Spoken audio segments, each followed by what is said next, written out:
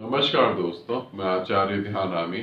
और यहाँ पर एक प्रश्न पूछा है कि गुरुदेव, मैं साधना नहीं करता हूँ और मैं साधना करना चाहता हूँ। किस देवी देवता की साधना करूँ कि जिससे मेरे को धन का लाभ हो और मेरा अच्छा बिजनेस चले और मुझे कभी भी गरीबी और बीमारी देखनी ना पड़े।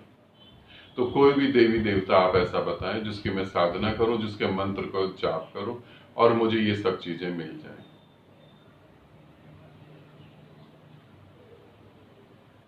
ये तो बहुत ही शुभ हुआ मेरे प्यारे मित्र कि तुमने सही जगह सही क्वेश्चन पूछ लिया।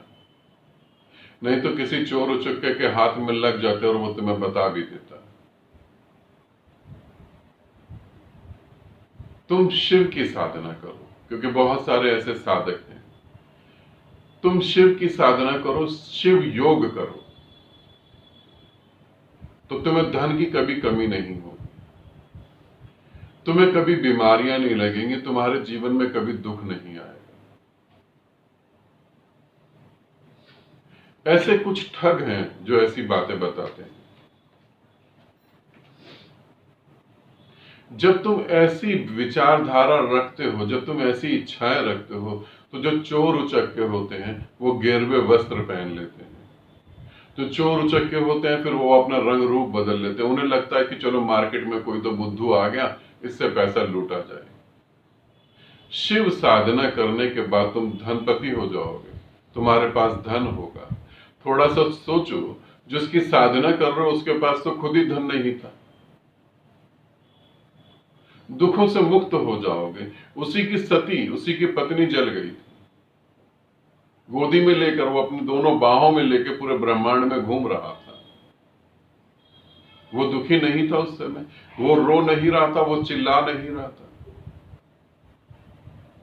उसने सती के पिता की गर्दन नहीं काट दी थी गुस्से में। और तुम कह रहे हो कि मैं ऐसे देवी देवता की साधना करूं कि मेरे पास धन की कमी नहीं हो। मैं तुम्हें झूठ नहीं बोल सकता। तुम्हारी ध्यान साधना से तुम्हारे धन का संबंध नहीं है। बहुत सारे, अब क्या कहूं इन्हें, गुरु कहना तो गुरु के शब्द को कलंकित करना है। ये बताते हैं कि तुम ये करो तो तुम्हारे पास धन आ जाएगा।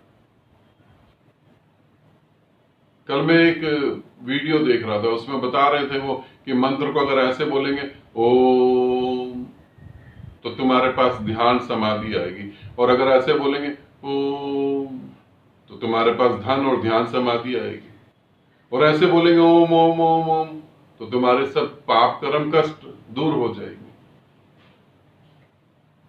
मतलब कि मूर्खता की भी एक हद होती है, ये हद ही पार कर गए।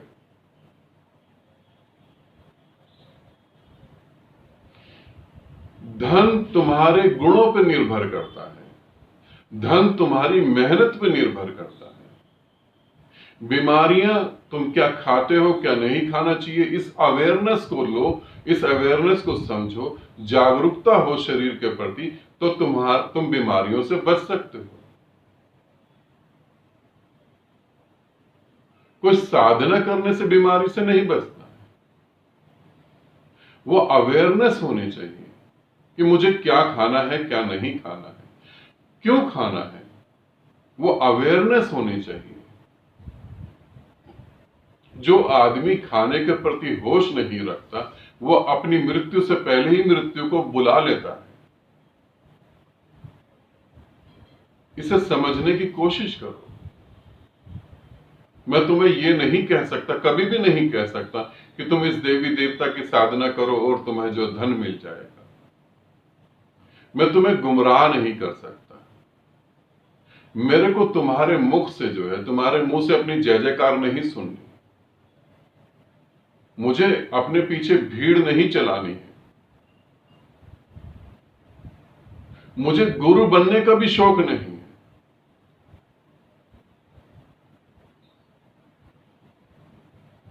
इसे ध्यान रखना, मुझे गुरु बनने का भी शौक नहीं। मैं अपने में पूर्णता मस्त हूं, बिल्कुल जैसे मुझे जीना अच्छा लगता है मैं जी रहा हूं।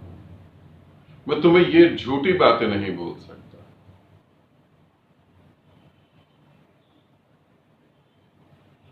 इसीलिए तुम शिव योग करो, लक्ष्मी साधना करो, काली साधना करो। इन साधनाओं से तुम्हें आध्यात्मिक ज्ञान मिलेगा। इन साधनाओं से तुम मन से पार जाओगे। मन है दुखों का पिता, मन है वासनाओं का पिता, मन है जड़, मन है समस्या। और जो भी गुरु तुम्हारी मन की वासनाओं को मजबूत करने की कोशिश करे, समझ लेना वो चोर है, वो तुम्हें नहीं कहीं ले जा रहा। यदि ध्यान करने से, साधना करने से, मंत्र जाप करने से मेरे प्यारे मित्र धन का और बीमारियों का कुछ लेना देना होता, मैं तो कितनी बार एग्जाम्पल देता हूं। इतने सारे संत हुए, वो तो अरबोपति होने चाहिए थे, फिर वो तो अरबोपति होने चाहिए थे।